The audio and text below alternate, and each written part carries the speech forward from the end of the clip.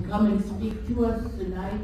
And he is a performer, so he's going to sing 2 songs and tell us a little about the situation that faces here. Lorcan Osborne.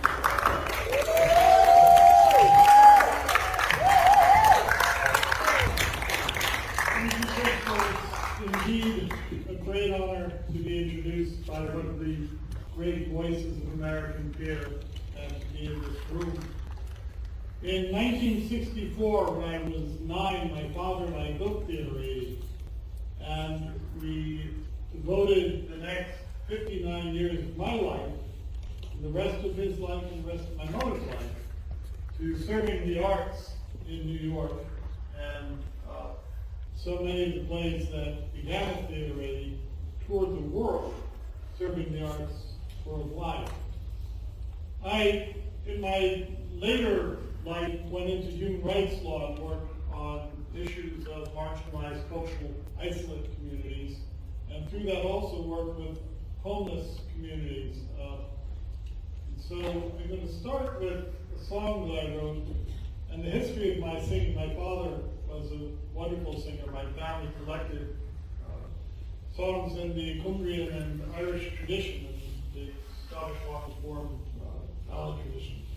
So this I wrote for, many of you might remember that blank wall next to Theater 80 was a home for a number of homeless Native Americans because of our proximity to the American Indian Community House. And one of them, Vinnie Hartwell, had a friend who took care of him who was a gunnery sergeant in Vietnam, won a Silver Star, one of the highest medals you could win, and wound up homeless on the streets of New York. The real story of being missing in action after the American War. I wrote this song and performed it at a festival, and I noticed that the subject of the song was there in the audience, and I invited him up to take the applause because the song is truly his. I just wrote it down from what he told me and what I saw of homelessness in New York. So I'm going to start with that song. Oh, Johnny, is there a tent for me in the bivouac of the forgotten? For I just returned from the desert sands, fighting for Halliburton. Though you can share this grief with me, and a bottle to cheap to mention, for the cause of the war that we, the cost of the war that we fought was deducted from our pension.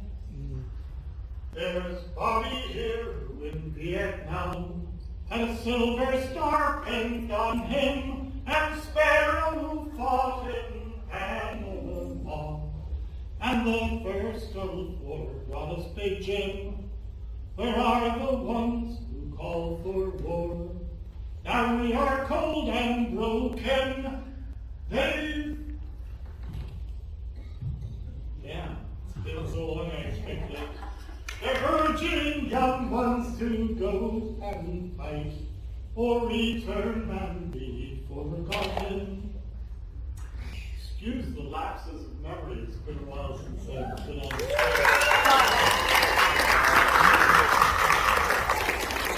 When I wrote that, I never expected that my wife and I would be living in a homeless shelter. For the past 7 weeks we have been. Because during the 2-year shutdown of theaters in New York, our theater had just grown 800% during the 10 years before COVID, when hyperinflation closed 75 other theaters. We grew our theater, we grew our business. But no business in this city could withstand 2 years of shutdown. And we had a mortgage, and that mortgage was purchased by a creditor who doubled it from $6 million to $12.5 million.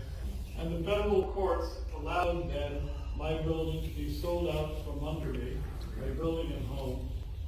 And then my wife and I were put out on the street with nothing but the clothes on our back. And the good news is that I come from a family of human rights activists, and we are, as long as we are breathing, we will not accept that we have lost this, which is a constitutional issue. If you take someone's property for the public good, it's eminent domain. And we are demanding that our building be taken back by the city of New York through public domain and given to the not-for-profit that they helped us create in order to save Peter Rady.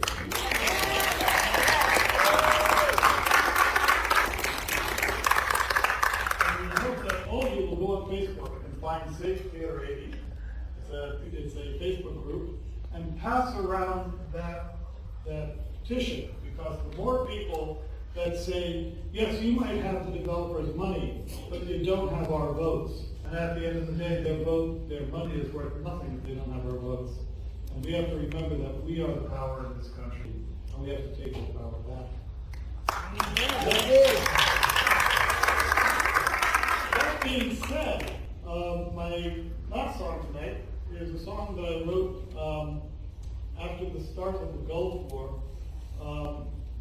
We all lost so much when the Trade Center came down. It was one of those days that we wished could be done over.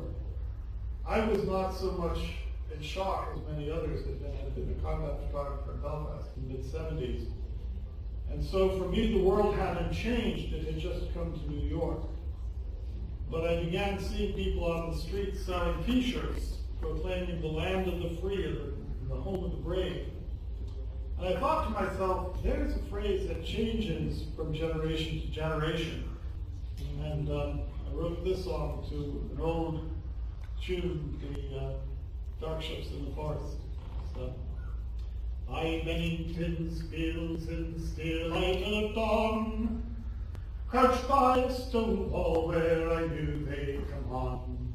Musket prime for a foe from far over the bay, in the land of the free and the home of the brave. My tobacco fields, my mother's labor pains, brought me to the life of the lash and slave chains. I fled north to Canada from slavery, to the land of the brave and the home of the free. See crazy horse riding now over the plains, to greasy grass battle, a victory to gain.